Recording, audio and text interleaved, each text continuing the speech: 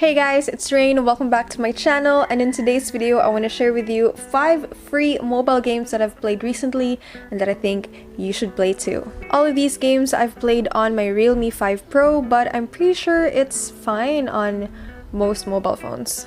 I am starting my list with NamelessCat.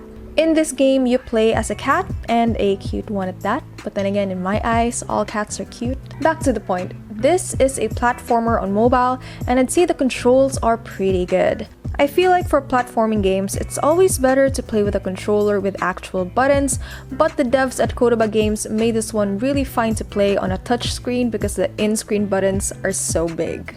That's what she said. Still, it would be 10 times better if you could actually play this game with a controller. I'm not sure if it supports it, and unfortunately I don't have a controller on me right now to test if it could support it or not. If you're someone who really appreciates challenging platformers, NamelessCat will deliver. Don't let that cute ear thing this cat makes let you think that this game is easy, because it's not easy. It is not easy. NamelessCat can actually be pretty brutal. You'll only see ads on this game if you die too much. I think on the 3rd consecutive death, that's when you see an ad. Or when you want to activate an occasional save point, and you will, because you will die a lot in this game. And one fatal mistake, and you are back to the beginning of the level. By the way, you can turn off your internet connection if you don't want to have to see the death ads, but you'll need to turn it back on if you need the occasional save point. Just a little tip for less ads. The levels are short enough that you'll always want to try again. You'll also meet some interesting characters here and there, although for some reason, I really don't like that octopus. He just has this punchable face. But maybe it's just me. Next is Tiny Room Stories Town Mystery. This is a point-and-click game where you play as this private detective solving this small town mystery. Yeah, it's kind of in the title. Why did I have to explain that? What I really liked about this game is the level of difficulty. The puzzles never take very long, but they are also not incredibly easy. I've actually had to take out my notepad on some parts to help me solve the puzzles. The whole game felt like I was playing in a digital escape room. I really like the mechanic of being able to swipe through to see what's on the other side of the room. I feel like this game is a perfect game for a newer fan of the genre. It's for people who are not yet waist deep into puzzle games. Also, I didn't see any ads in my whole playthrough, although the free version is only part 1 of 3. To play the other chapters, you'll only need to pay like $1. Not too bad. Trick Art Dungeon. Yeah, so this is another puzzle game. Yep, I am doubling down on puzzles. What can I say? I like puzzles, so here you go. When I first found out about this game back in 2018, it was not yet available here in the Philippines. But for some reason, this kind of puzzle game that has some trick art elements to it just stuck to my head. I'm a sucker for that change in perspective kind of mechanic. I'm gonna be honest and say that this is my least favorite of all the games that I'm mentioning today. The devs tried to give this game a bit of replayability with all the collectibles you might have missed. I find it too painful to actually replay the game. Not because of the story or even the gameplay, which can honestly be challenging at times, but rather the ad system. Oh boy. The thing is, you can die in this game trying to solve the puzzles or running away from enemies. Oh, and I just realized that you're gonna be literally watching a child die multiple times in this game.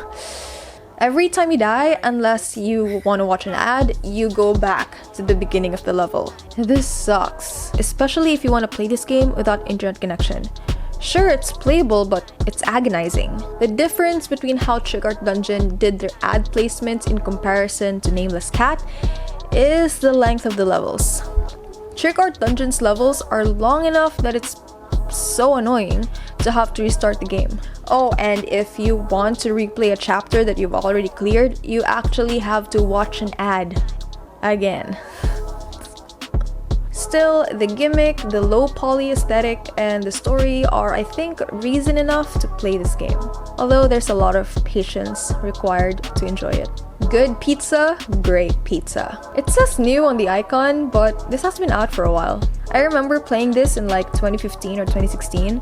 Still, the developers have updated this game a lot since then. You can now have decorations and an iPad and plants and pick your customers, but it's really cute. It's another casual game, but I feel like you need to focus on it while you're playing because you don't want your customers to wait too long or they won't be happy. I just really like this whole game, from the aesthetics to it truly feeling like I was running my own pizza parlor. Pizza. Like every time I cook pizza, I use money. If I make a mistake and have to throw it away, that costs money. I pay rent. Some days I'm losing money, some days I'm not. When I make customers happy, they tip me well, and when they get grumpy, they don't. It feels so real that sometimes I wish it was, so I can eat the pizza. All of the ads in this game are completely optional. I loved it so much that the devs did it this way that I ended up actually watching ads just to support them. I recommend this to all pizza lovers, so that basically means all humans ever. Last but definitely not least, Call of Duty Mobile.